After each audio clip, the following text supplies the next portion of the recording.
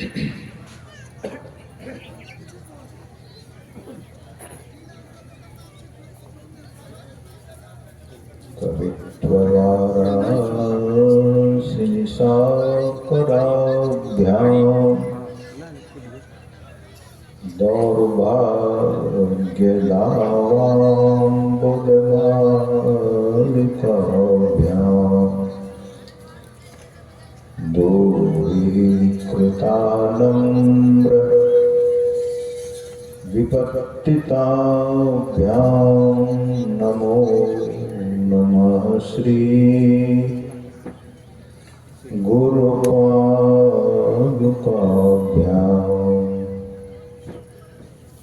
नमो नमः श्री गुरुपादुकाभ्यां ज्ञान शक्ति समारूढ़ तत्वमाला विभूषितः भुक्ति मुक्ति प्रदाता च तस्मै श्री गुरुवे नमः। ज्ञानोदधि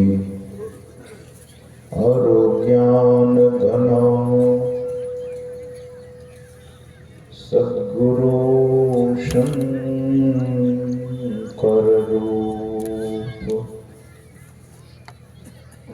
नमो नमो बहुबारहि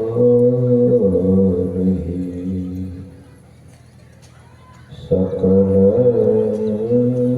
सुपूज्यन भूप मोकं करोति वाचालं पंगुं लंघयते गिरिं यत्कृपातमहं वन्दे परमानन्दमाधवम् यत्कृपातमहं वन्दे परमानन्दमाधवम्।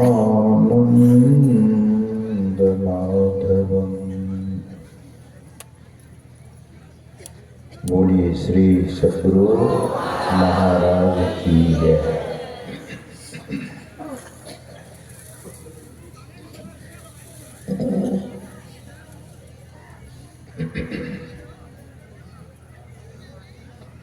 परमाराध्य परम पूज्यपाद संत सद्गुरु महाराज के परम पावन युगल पदों में सदा सदा पद वंदन। पावन मंच पर उपस्थित परम श्रद्धेय स्वामी पूर्णानंद जी महाराज, हमारे परम स्नेहवर श्रद्धेय युवावती स्वामी ज्ञान शेखर जी महाराज, श्रद्धेय स्वामी घनश्याम बाबा, विश्वबंधु बाबा, पुरुषोत्तम बाबा, स्वामी प्रियनाथ बाबा एवं अन्य साधु महात्मागण, सत्संग में समुपस्थित परम सम्माननीय सत्संग प्रेमियों, विद्वज्जनों, प्रबुद्धजनों तथा पूजनीय मातृशक्तियों।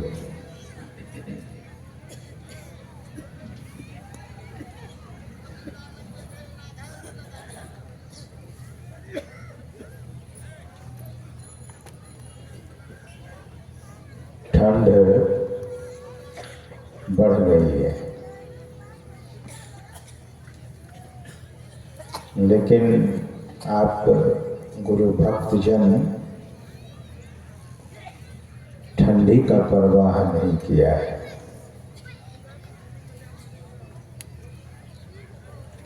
परवाह सत्संग करने की हो गई है।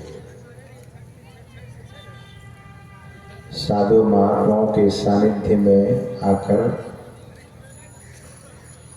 सद्गुरु महाराज के प्रति जो आप की श्रद्धा है, अगाध प्रेम है, प्रगाढ़ भक्ति है, यह आपके परिचय का द्योतक है।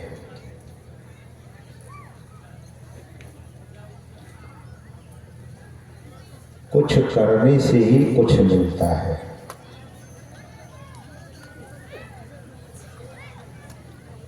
कोई लोग मैट्रिक 10वीं पास नहीं कर सकता है, लेकिन लिटरेट में उनकी गिनती होती है।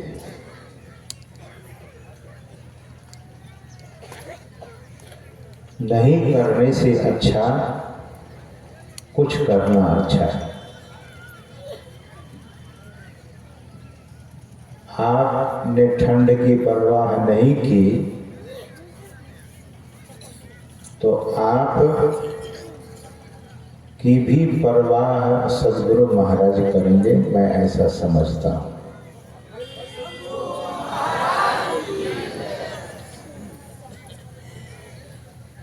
भगवान तो बड़े दयालु होते हैं सज्जनों। वही ईश्वर जब जगत में सद्गुरु बन करके आते हैं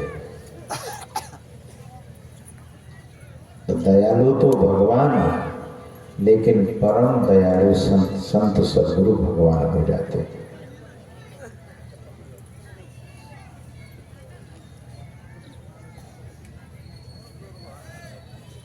सहजोबाई की वाणी का पाठ तो नहीं हुआ, लेकिन हमारे श्रद्धे गुरु महाराज के अनन्य भक्त श्री रघुनंदन बाबू सहजोबाई की वाणी बोल कर हम लोगों को सुनाया। मेरी भी इच्छा थी कि सहजोबाई का वाणी का पाठ हो, और हमने सुना राम तजू पै गुरु न विसारो, गुरु के सम हरि पूर्ण निहारो।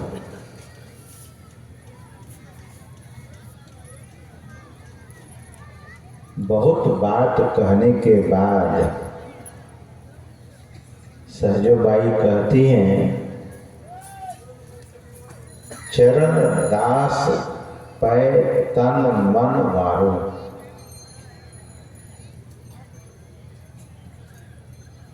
तन मन मैं वारती हूँ, यानी समर्पित कर देती हूँ। मैंने किया है।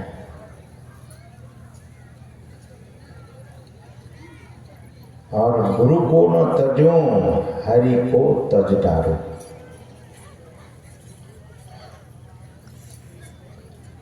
यह प्रसंग आया है तो मुझे याद आ गई सहजोबाई के संबंध में।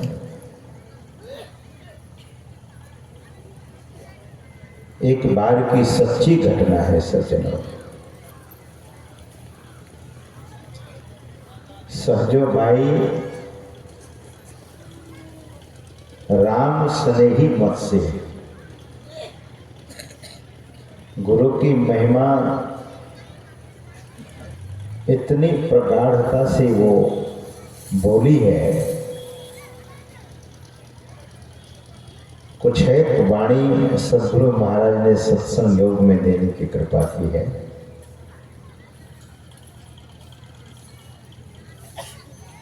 साफ साफ कहती हैं कि परमेश्वर सु गुरु बड़े गावत वेद पुराण,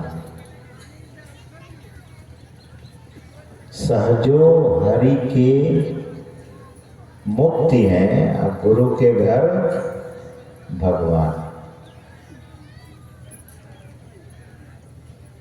हरि की भक्ति करेंगे मुक्ति मिलेगी और गुरु की भक्ति करेंगे तो भगवान और मुक्ति दोनों मिलेगी। बात तो एक ही है, लेकिन कहने का ढंग बड़ा अनोखा है।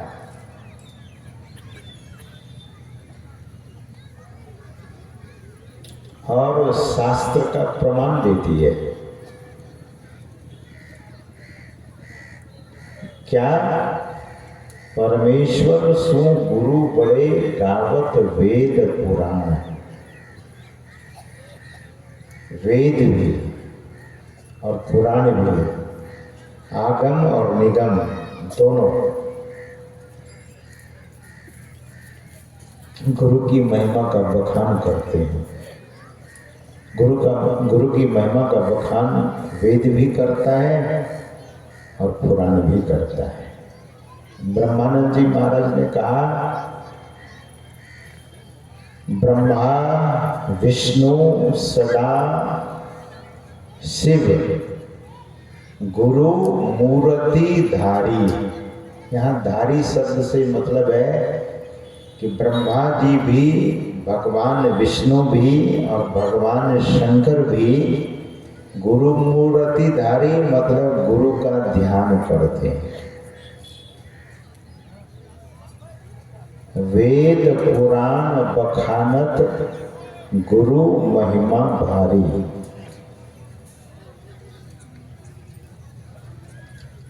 The glory of Sadhguru.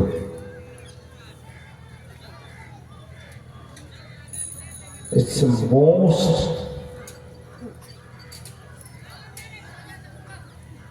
popular. The glory of Sadguru is most weightful. वजनी है, उतना वजन किसी में नहीं है। तो संत महापुरुष कहते हैं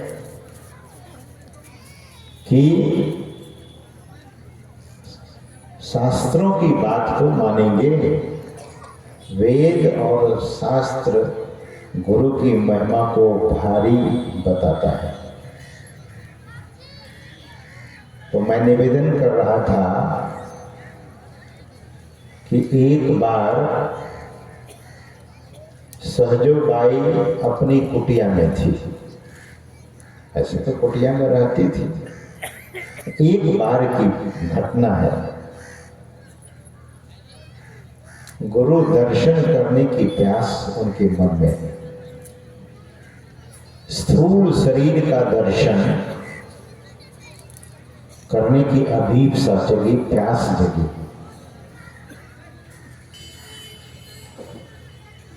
मैं समझता हूं कि यहाँ बहुत सारे लोग ऐसे भी भक्त बैठे हैं जिन्होंने सद्गुरु महाराज के सगुण साकार स्वरूप का दर्शन किया होगा। अब तो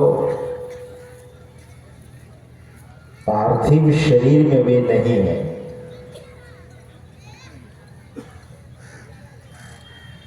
अब पंच भौतिक शरीर में वे नहीं है। अभी आपको अगर रिझाना होगा ना तो समय लगेगा सज्जनों। जब वे स्व शरीर में थे तब कोई भी लोग अपनी विनती जाकर सुना लेते थे और उनकी मौज हो जाती थी तो उनको आशीर्वाद मिल जाता था। सगुण साकार का कम महत्व नहीं है, वही तो थे जो निर्गुण निराकार थे। जो निर्गुण स्वरूप जिनका था वही सगुण साकार रूप में थे। एक बार पूज्यपाद महर्षि संसेवी जी महाराज को किसी ने कुछ ऐसा शब्द कह दिया, उस जगह पूज्य संत शिशुसूर जी महाराज थे। तो संत शिशुसूर जी महाराज ने उस व्यक्ति को इतना डांटा, अरे मूर्ख, जिस संसेवी जी महाराज को तुमने ऐसी बात कही है, तुमको बहुत बड़ा भारी दोष लगेगा। इनके हाथ मेरे परब्रह्म स्वरूप परमात्मा सद्गुरु की सेवा की है, इनका हाथ भी पूजनीय है, इनका चरण भी पूजनीय है, इनका हर अंग प्रत्यंग पूजनीय है। भाव देखिए, निर्गुण निराकार की सेवा अगर ये लोग किए होते तो मैं नहीं समझता हूं कि इतने फेमस हो गए होते। सगुण साकार की सेवा की, सगुण शरीर की सेवा, उस सगुण शरीर में निर्गुण सद्गुरु बैठे हुए थे, लेकिन सेवा सगुण शरीर का है। ये कोई साधारण बात नहीं है सज्जनों। और किसी किसी को मौका मिला, सबको तो मिला नहीं। लेकिन ध्यान दीजिए, मैं तो निवेदन करता हूं, गीता के उस पंक्ति को मैं सुनाता हूं। भगवान श्री कृष्ण ने कहा कि सगुण का कम महत्व नहीं है। गुरु महाराज के विग्रह को हटा दीजिए, है तो सगुण रूप में, निर्गुण रूप में है, सगुण रूप में है। गुरु महाराज के विग्रह को हटा दीजिए, किसका महत्व कैसा रह जाएगा? कोई सत्संग कहेंगे? इसीलिए भगवान श्री कृष्ण ने कहा, पत्रम पुष्पम फलम तोयम। उनकी बात काटी नहीं जा सकती है। पुरुषोत्तम भगवान की ये वाणी है, पत्रम पुष्पम फलम तोयम यो मे भक्त्या प्रयच्छति तदहम भक्त्युपहृतम अस्नामि प्रयतात्मनः। भगवान कहते हैं कि मुझे कोई पत्ता, ध्यान से सुनिएगा, तुलसी दल का कम महत्व नहीं है। Each and every petals of Tulsi ji are full of oxygen. There is completely oxygen, and so many things are there. The scientists are searched, discovered. The Tulsi, a tree of Tulsi is unique tree in the whole cosmos. अलग ही है। तो भगवान कहते हैं कि पत्ता भी कोई चढ़ा देता है, कोई फूल मुझे चढ़ा देता है, अर्पण करता है, कोई फल मुझे चढ़ा देता है, और कोई जल ही मुझे अर्पण कर देता है। तो भगवान कहते हैं कि आई एक्सेप्ट इट, मैं उसे स्वीकार करता हूं, मैं उसे ग्रहण करता हूं। अस्नामी, अस्नामी का मतलब ग्रहण करना, मैं उसे खाता हूं। लेकिन ध्यान दीजिए, ऐसे तो लोग सुन करके बोले चलो चढ़ा दो, जल ही चढ़ा दो। भाव भगवान कहते हैं कि भक्त्युपहृतम, भक्त श्रद्धा से अर्पण करे। सब कुछ श्रद्धा से साधु महात्मा को आपने बिठाया है ऊंचे स्थान पर, ये आपकी श्रद्धा है, आपकी श्रद्धा का ये परिचय है सज्जनों।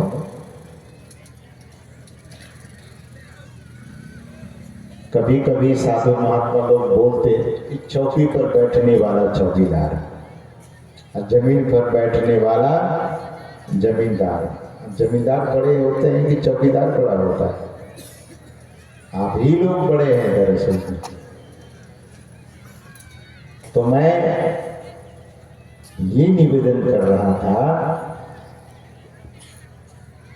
कि सगुण साकार का कम महत्व नहीं है। सदगुरु महाराज नहीं होते तो उनका विग्रह नहीं होता, तो फिर आज कौन उनको मानते? इसलिए सगुण साकार।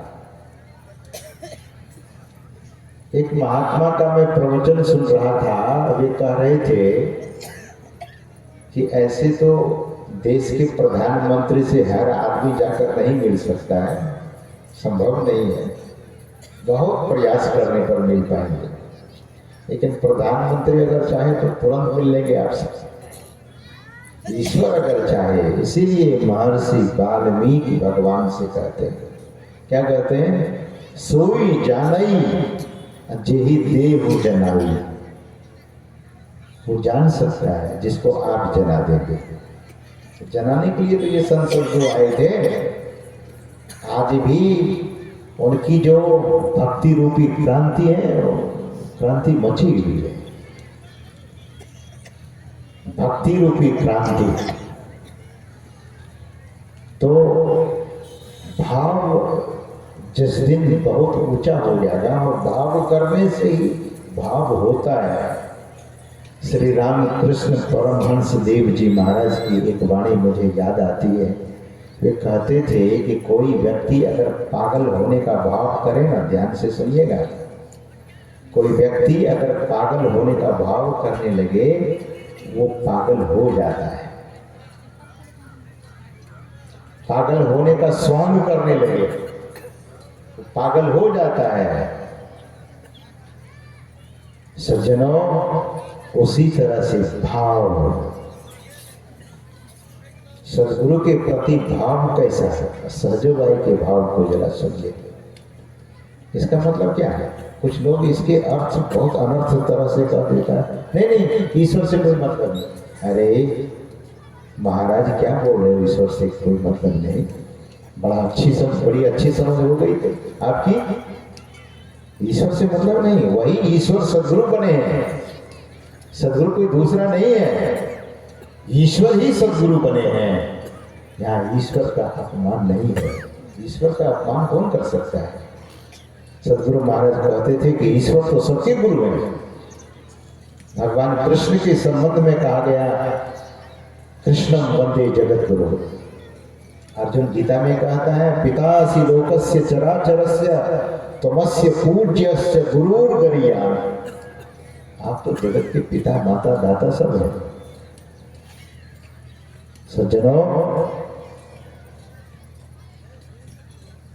सहजोबाई की जो श्रद्धा है वो दिखाती है, संसार को प्रेरित करती है।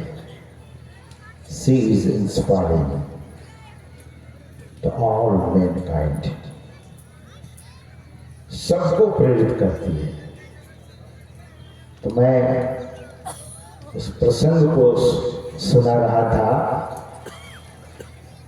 कि सहजोबाई को सगुण साकार जो सदगुरु थे विद्यमान, तो कहीं दूर थे। अपनी कुटिया में उनके सदगुरु बैठे थे और सहजोबाई अपनी कुटिया में बैठी हुई थी। सहजोबाई के मन में हो गया कि सदगुरु महाराज को मैं मानस निमंत्रण दे देती हूँ। भगवान बुद्ध के शिष्य थे अनाथ पंडित। भगवान बुद्ध धर्म सभा में धर्मोपदेश दे रहे थे। इसी बीच भगवान के सामने 7 फूल आकर के बितान के भांति खड़ा हो गया सामने में ऊपर में। भगवान बुद्ध ने देखा 7 फूल बितान की तरह खड़ा हो गया है, तो कौन, किसने ये भेजा? भगवान तो सब जानते थे, अंतर्यामी थे। धर्मोपदेश अभी समाप्त होने ही वाला था। अनाथ पंडित ने इस दृश्य को देखा। भगवान बुद्ध के शिष्य थे सेठ अनाथ पंडित, बहुत बड़े धनी व्यक्ति। गुरु की सेवा जो उसने की है ना सज्जनों, वो बुद्ध इतिहास में उनके जैसा कोई दानी शिष्य नहीं हुए। भगवान बुद्ध एक बगीचा में जाकर बैठे, अपने सभी शिष्यों के साथ जा रहे थे। जाते जाते मौज हो गई भगवान बुद्ध की, और भगवान बुद्ध एक बगीचा में जाकर बैठ गए।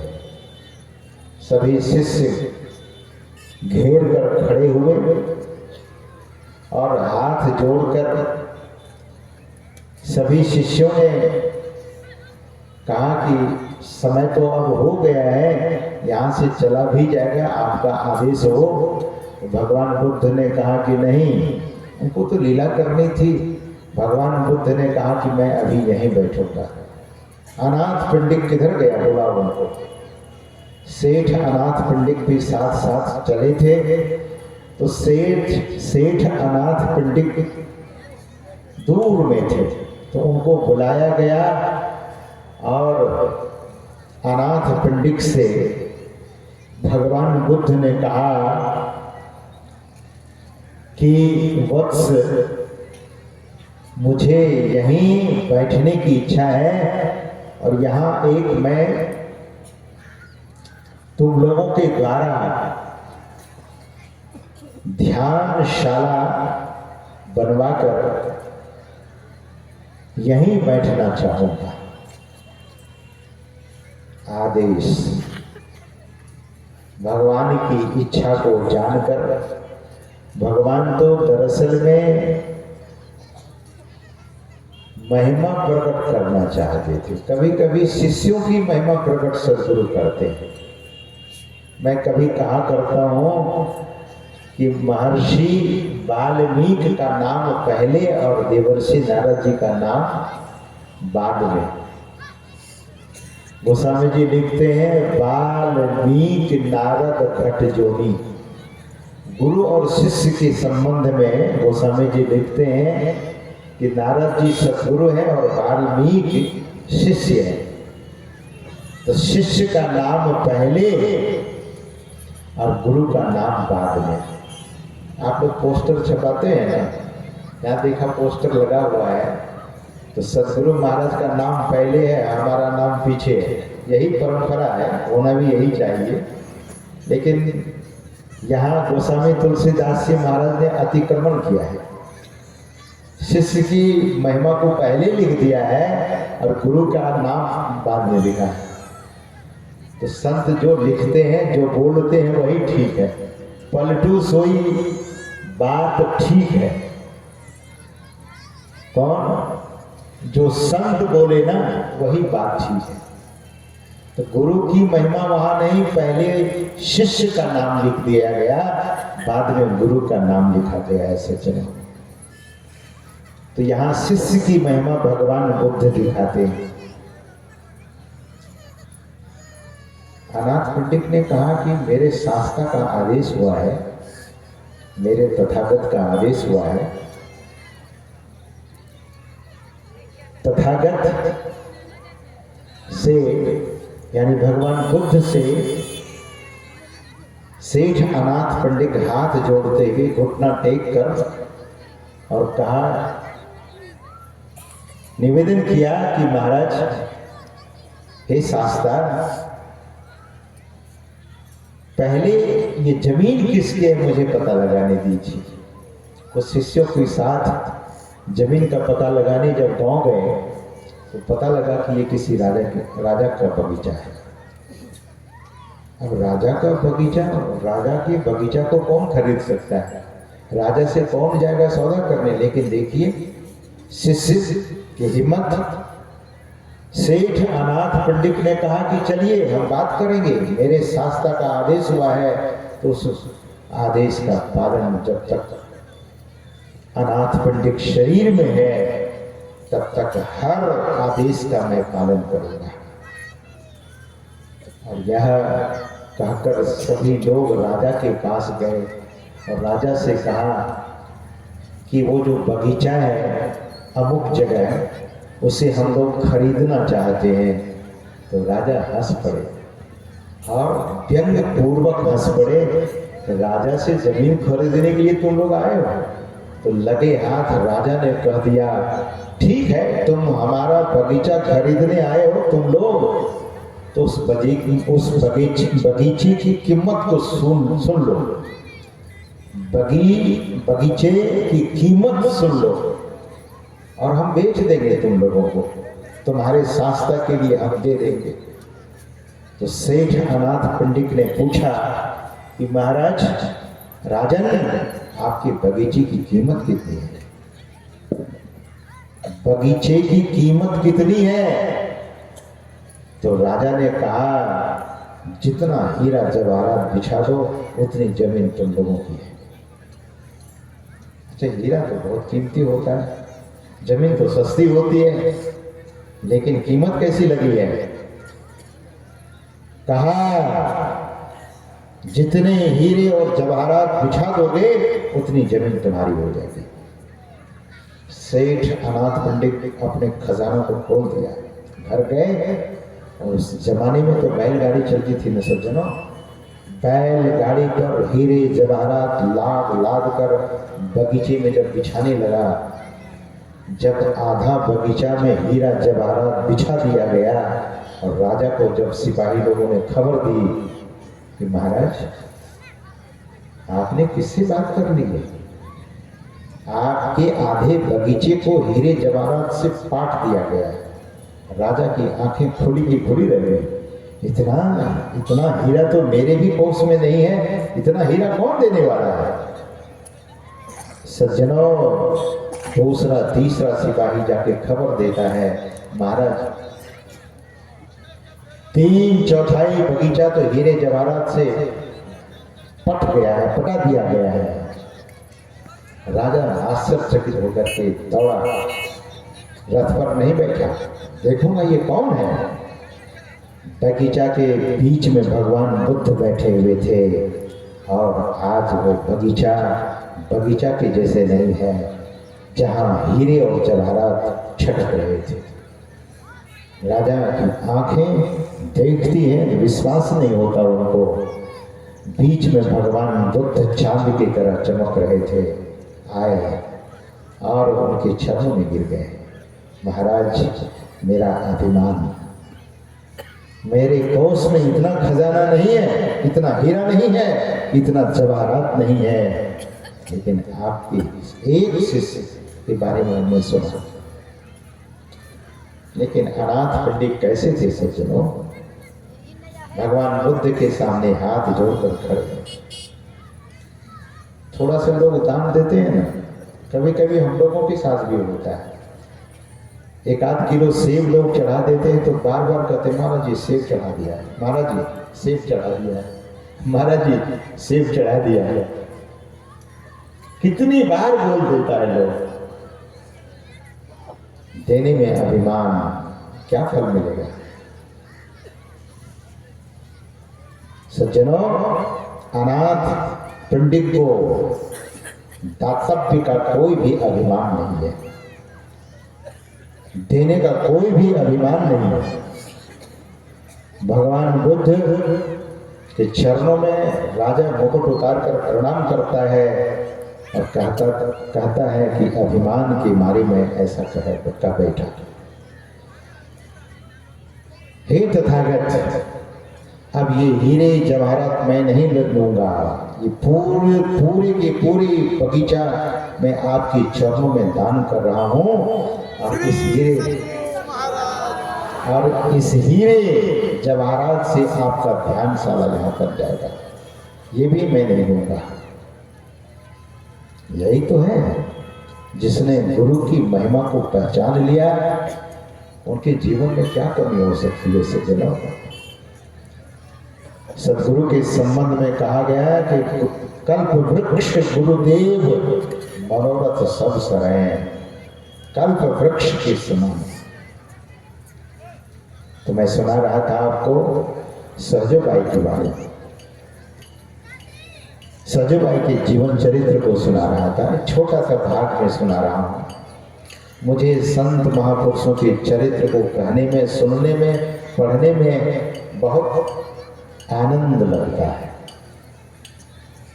अगर चरित्र का निर्माण करना चाहते हैं, मैं एक निवेदन कर देना चाहूंगा, अगर चरित्र को उज्जवल कर लेना चाहते हैं तो उस महापुरुषों के चरित्र को जरूर पढ़िए। तो कोई सुनाता है तो सुनिए, जीवन बदल जाएगा। और वे कैसे महापुरुष थे, एक संत की चरित्र ने, एक संत का चरित्र नहीं, सदगुरु महाराज ने हम लोगों को बहुत सारे संतों के नाम को बताया, जनाया, कैसे महान पुरुष थे। अगर वे नहीं होते तो आज नर नारी के मुंह से जो सब संतन की बड़ी बलिहारी सुबह शाम दोपहर निकलता है, सज्जनों, वो संभव नहीं था, वो संभव नहीं था। संत का नाम लेना, किसी कैरेक्टर लेस का नाम लीजिए तो क्या और मन मलिन होगा। लोग, दुनिया में ऐसी बीमारी लगी है लोगों को कि ऐसे ऐसे भ्रष्ट एक्टर का नाम लेता है, एक्ट्रेस का नाम लेता है, जिनका चरित्र इतनी मलिनता से भरा हुआ है। ऐसे मलिन चरित्र के लोगों को, उनके फिल्म को लोग देखते हैं, क्या देखना उसे जिसका चरित्र ही इतना गिरा हुआ है। जहां कोई धर्म नहीं, जहां कोई परंपरा नहीं, जहां कोई शिष्टाचार नहीं, तो मॉडर्न, ना कोई शिष्टाचार। हमने तो देखा है बहुत लोगों को, लोग बहुत बार खाते हैं तो हाथ भी नहीं धोते। पवित्रता जब तक नहीं हो, सुचै भाड़े साच समावे बिरले सुचाचारी, तंते में को परम तंत मिलाइया, नानक शरण तुम्हारी। गुरु नानक देव जी महाराज कहते हैं। स्थिति ऐसी क्यों हो गई है सज्जनों?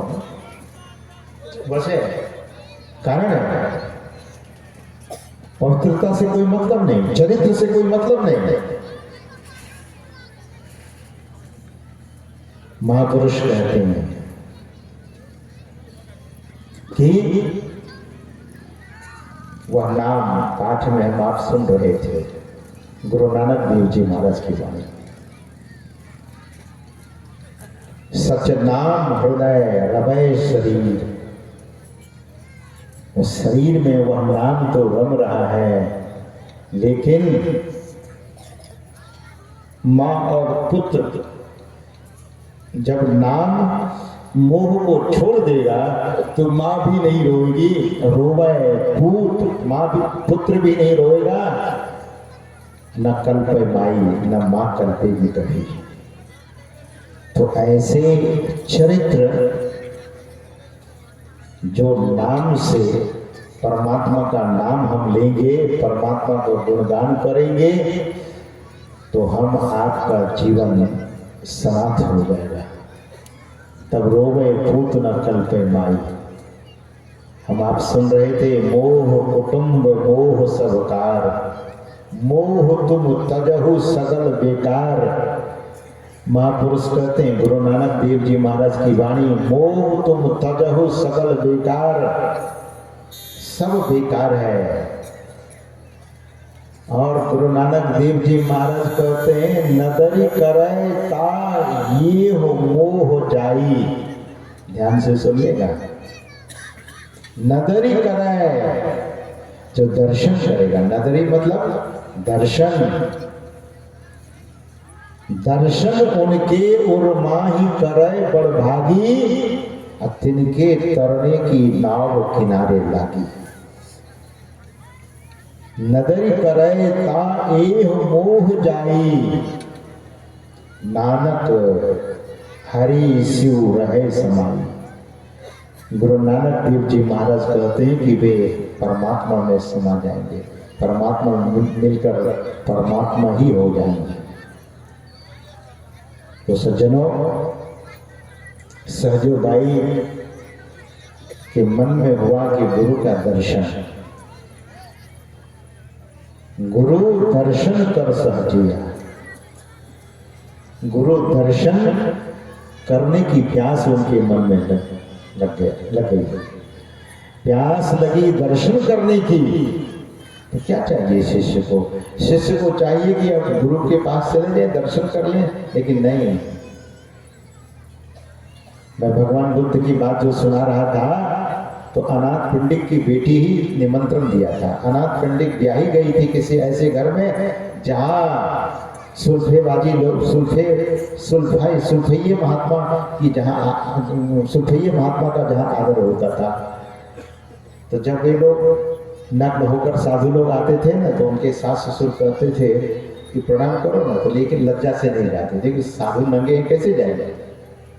समाज में साधु आवे तो फिर उस तरह से आवे, नहीं तो नग्न रहना है तो जंगल पड़ा हुआ है। सज्जनों, अनाथ पंडित की बेटी के मन में हुआ कि मैं अपने सदगुरु को बुला देती हूँ यहाँ, क्योंकि विवाह के पहले ही वो दीक्षा ले चुकी थी। आजकल बहुत लोग कहते हैं कि विवाह के पहले लड़की लोग को दीक्षा नहीं देनी चाहिए, नहीं लेनी चाहिए, क्योंकि पता नहीं किसके घर में जाएंगे। अगर ध्यान भजन ढंग से करेंगे तो उसकी व्यवस्था नहीं होगी, व्यवस्था होगी, लेकिन लोगों को उतना विश्वास नहीं है। मैं भी इस पर ज़्यादा जोर भी नहीं दे रहा हूँ, जिसको जैसा विश्वास है वो वैसा करते हैं। बहुत बहु रानियों को मैं पूछता हूँ दीक्षा कर ली, तो कहती है कि विवाह के पहले ही दीक्षा ले ली। घर कैसा मिला? बिल्कुल ठीक ठाक। बहुत लोग रोते हैं बेकार दीक्षा ले ली, यहाँ तो सब मांस मछली खाते हैं। प्रभाव अगर भक्ति का होगा तो परिवार में सुधार हो जाएगा। तो सज्जनों, मैं ये निवेदन कर रहा था कि अनाथ पंडित की बेटी 60 फूल छत पर चढ़कर भगवान बुद्ध की सभा में फेंकी, मीलों दूर। कैसे फूल यहाँ पर बितान की भांति खड़ा हो गया। अनाथ पंडित भगवान बुद्ध से प्रार्थना कर रहे हैं कि महाराज मेरे यहाँ कल निमंत्रण है आपका। बोले नहीं, मैं पहले से निमंत्रित हो चुका हूँ। कैसे? बोले आपकी ही बेटी मुझे निमंत्रण दे चुकी है। बोले महाराज मैं समझा नहीं।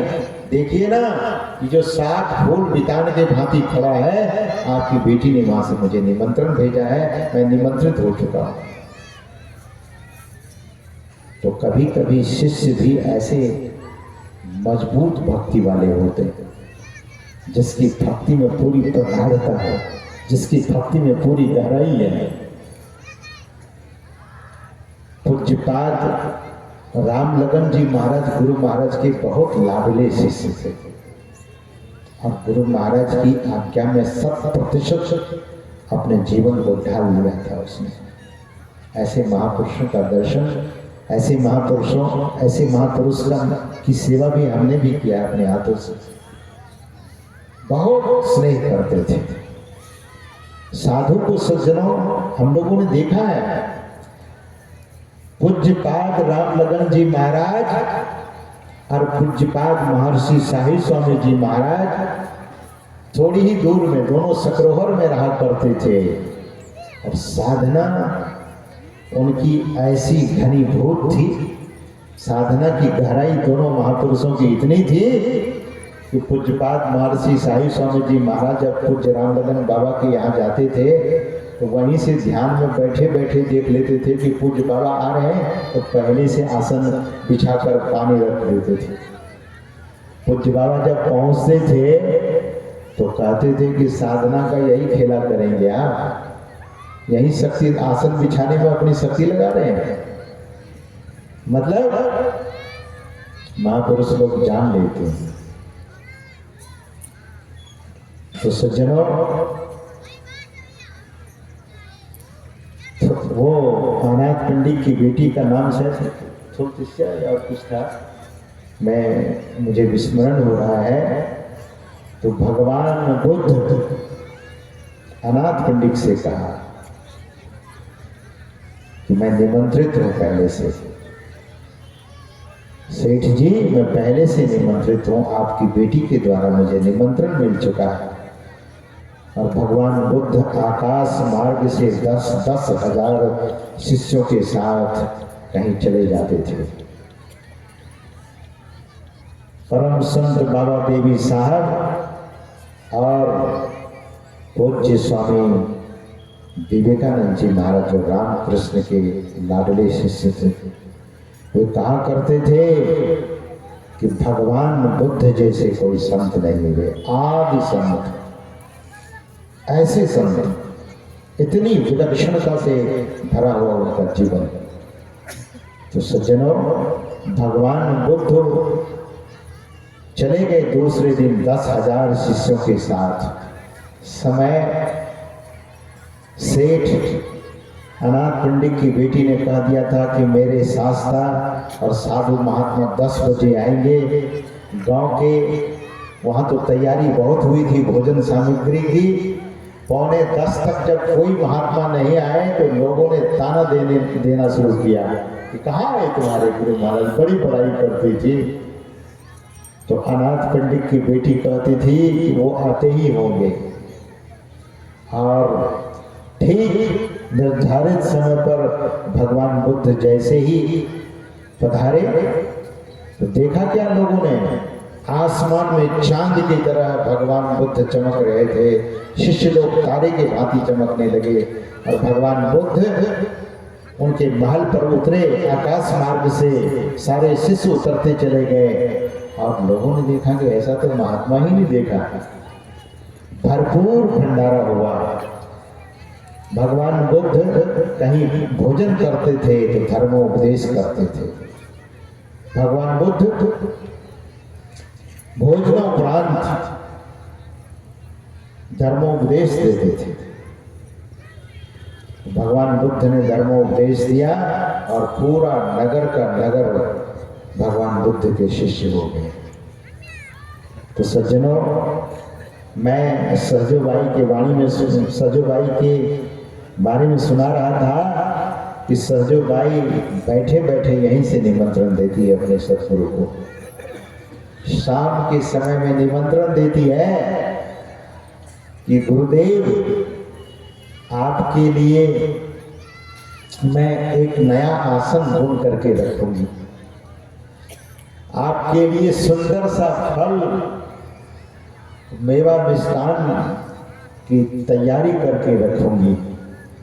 मेरे सद्गुरु भगवान आप आ जाइएगा, हृदय से हमारा निमंत्रण है। तो सहजोबाई तो कोई साधारण नहीं थी, साधना में ऊंची उठी हुई वो साध्वी। जब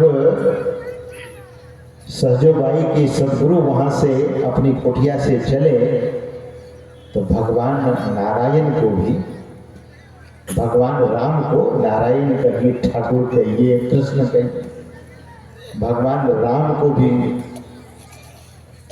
साथ में लेकर चले। कुछ लोगों ने तो कहा कि नहीं नहीं, भगवान स्वयं ही आ गए कि सहजोबाई के यहाँ उनके सद्गुरु भगवान जा रहे हैं तो मैं भी जाऊंगा। तो सुना है कि भगवान का हाथ सहजोबाई के गुरु ने पकड़ रखा था और जब गुरु चले सहजोबाई की कुटिया पर, अपनी कुटिया से सहजोबाई की कुटिया पर, तो सहजोबाई तो राह निहार रही थी ना, बार बार कुटिया से निकलकर, सवेरे का समय था, कुटिया से निकलकर बार बार मार्ग को निहार रही थी कि मेरे सद्गुरु आ तो नहीं रहे हैं, जल्दी आ तो नहीं गए। और बार बार कुटिया के भीतर जाती थी, रात भर सोई नहीं थी। सद्गुरु के लिए एक सुंदर आसन बुनकर तैयार की थी। और सज्जनों, इतनी मन से तैयारी की थी, आसन के हर धागे में गुरु नाम पिरोया हुआ था, हर धागे से गुरु नाम का उच्चारण हो रहा था, सतनाम का उच्चारण हो रहा था। आसनी ही जब करने लगा था, इतनी तन्मयता के साथ सरजूबाई ने आसन को तैयार किया था। सज्जनों, जब कुटिया से एक बार फिर बाहर निकली तो देखा कि सदगुरु भगवान दिव्य स्वरूप में पधार रहे हैं और उनके साथ साक्षात श्री हरि नारायण भी आ रहे हैं। अब सरजूबाई विचारने लगी कि नारायण को तो मैं बुलाई नहीं, श्री हरि को बुलाई तो नहीं, लेकिन ये कैसे आ रहे हैं। तुरंत झट से जाती है, भीतर में आरती की थाल पुष्पमाला लेकर बाहर आती है और देखती है कि गुरु भगवान और भगवान श्री नारायण दोनों साथ साथ चले आ रहे हैं। तो सरजूबाई आरती की थाल रख देती है और दौड़ जाती है गुरुदेव के समीप और वहां जाती है तो गुरुदेव के हाथ से नारायण का हाथ छुड़ाकर कहा कि ठाकुर, तुझे तो मैं बुलाया नहीं, मैं तो बुलाई नहीं थी, तुम कैसे आ गए। बोले तुम्हारे गुरुदेव आ रहे थे तो मैं भी आ गया। बोले चलो चलो चलो, बड़ा अच्छा हुआ, मैं अकेले गुरुदेव भगवान का स्वागत करती, आओ मेरे साथ आओ, गुरुदेव भगवान को आने दो, आप पहले दौड़ करके आओ। ठाकुर जी के हाथ पकड़कर, भगवान श्री नारायण के हाथ को पकड़कर सरजूबाई आती है और कहती है थाल, आरती का थाल उठा लो मेरे नारायण, और आप स्वागत करोगे और उसके बाद मैं गुरुदेव का स्वागत करूंगी। सज्जनों, ठाकुर तो प्रेम के विवश होते हैं। भगवान श्री नारायण आ गए, आरती की थाल उठा तो लेते हैं लेकिन सरजूबाई पर पथाना मारना शुरू कर देते हैं। अरे तो पहचानती नहीं है कि मैं ठाकुर हूँ, मैं जगत के नियंता हूँ, मैं जगत का पालनहार हूँ और तुम मुझसे आरती करवाएगी अपने गुरुदेव का। बोले हाँ ठाकुर, आज तो आरती करनी ही पड़ेगी गुरुदेव का, आज तो आरती करनी पड़ेगी। भगवान भी उनकी श्रद्धा को देखा। सज्जनों, भगवान श्री हरि ने कहा कि तू कैसी बात करती है सरजू, अरे ये जीवन मैंने दिया है, ये जन्म हमने दिया है, तुम्हारी जो आंख प्यारी है वो आंख मैंने दिया है, नाक मैंने दिया है, कान मैंने दिया है, सब कुछ तो मैंने दिया है, तो मेरी पूजा करेगी या अपने गुरु की पूजा करेगी।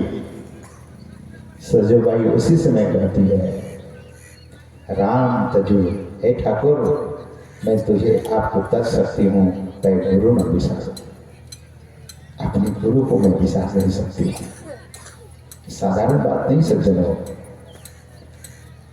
मालिक आपने सब कुछ दिया है, हरि ने जन्म दियो जग माही, बेशक आपने मुझे जन्म दिया है, लेकिन गुरु ने आवागमन छुड़ाए, जन्म मृत्यु, जन्म भी आपने दिया, जन्म मृत्यु के चक्कर में हम पड़े हुए हैं, लेकिन जिस दिन से सदगुरु के चरण को पकड़ा तो जन्म मरण के चक्कर से मैं छूट गया। हे ठाकुर, मैं अपने सदगुरु की दुहाई देती हूँ।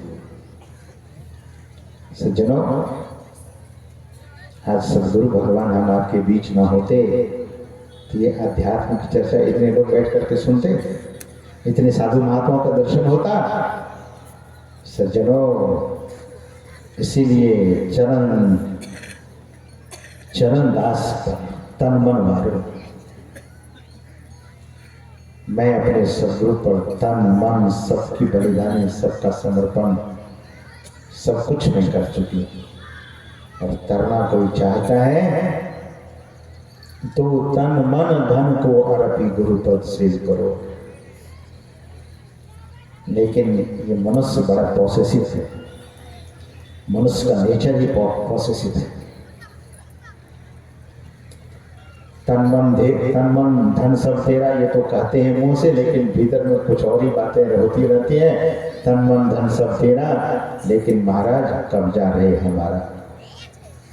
यही बात है। ये कपट भक्ति से काम चलने वाला नहीं है। सजो बाई कहती हैं कि ठाकुर मैं अधिक नहीं बोल पाऊंगी, आपने तो रोग शोक में उलझाया और गुरु ने सबको छुड़ाया। आपने कुटुंब जाल में मुझे घेरा, लेकिन गुरु ने सबको छुड़ा दिया। गुरु सभी छुड़ाया सबको। इसलिए ठाकुर मेरे सदगुरु भगवान आ गए, अब इनकी आरती उतार दो। श्री हरि भगवान आज सदगुरु की आरती उतार रहे हैं। सहजबाई इस दृश्य को देख रही है और भगवान श्री हरि आरती उतार करके कहते हैं कि आप लोग मेरी भी आरती करोगे? बोले हाँ आरती तो करूंगी, लेकिन आप मेरे गुरु में समा जाओ तब मैं आपकी आरती उतार दूंगी। श्री हरि श्री नारायण तुरंत सदगुरु और हरि दोनों एक हो गए हैं। तो हरि ही गुरु है, गुरु ही हरि है। तो सज्जनों, ये भेद दृष्टि नहीं होनी चाहिए, लेकिन गुरु की महिमा दिखाने के लिए ये जो महापुरुष लोग होते हैं वे महासाध्वी होती हैं। हम सबों को ये दृष्टांत देकर समझाते हैं। तो हम लोगों ने 10 बज गए, आज दीक्षा भी देनी है। तो सज्जनों, हम सबों को चाहिए महापुरुषों की जो वाणी है, महापुरुषों का जो उपदेश है, उस उपदेश पर अपने जीवन को ले चलने का सतत प्रयास करते रहे। जो प्रयास करता है, जो अभ्यास करता है, उसकी हार नहीं होती है। जो निठल्ले होकर बैठा रहता है और बहुत बातें बनाता है, फिर उसके सामने कभी सिद्धि नहीं आती, न सफलता आती। इसीलिए हम सबों को चाहिए कि थोड़ा थोड़ा अभ्यास कीजिए। भगवान श्री कृष्ण ने कहा कि स्वल्पम अपि धर्मस्य, यस्य धर्मस्य स्वल्पम अपि। अगर धर्म का थोड़ा भी अभ्यास किया जाए, धर्म, सदगुरु महाराज कहते हैं धर्म का मतलब अध्यात्म, धर्म में सबको मिल जाए, सभी को मिल जाए। मैं उस धर्म को धर्म नहीं कहता हूँ जिस धर्म में हिंसा होती है। उस धर्म को मैं धर्म नहीं कहता हूँ जहाँ माँ का कत्ल किया जाता है। गाय हमारी माता है। सदगुरु महाराज ने कहा गाय और माय में कोई अंतर नहीं है, लेकिन सदगुरु महाराज ने कहा कि सुनो जी, माँ का दूध हम 6 महीने पीते हैं और गाय माता का दूध जीवन भर पीते हैं। इसीलिए गौ माता हमारी माता से भी बड़ी है। अब जिस धर्म में गाय को कत्ल किया जाता है वो धर्म कैसा? जो हमारी माँ का कत्ल करके अपना जिह्वा का स्वाद लेता है वो कैसा धर्म है? धर्म नहीं है। वो भले अंग्रेजी की वो शब्द रिलीजन हो सकता है, धर्म का अंग्रेजी नहीं होता सज्जनों। इसीलिए कुछ ऐसा धर्म का विडंबना धरती पर है जो सुअर और गाय दोनों खाता है। एक सुअर से घृणा करता है, दूसरा सुअर को भी खाता है। सज्जनों, धर्म तो वो है, सदगुरु महाराज ने कहने की कृपा की, सभी लोग अध्यात्म धर्म में मिल जाओ, पूरे विश्व में, पूरे जगत में शांति हो जाएगी। तो धर्म का मतलब समझिए। हम आप सच्चे धर्म पर हैं, इसका अभ्यास कीजिए, जीवन को धन्य और सफल कीजिए। बोलिए श्री सदगुरु महाराज की जय।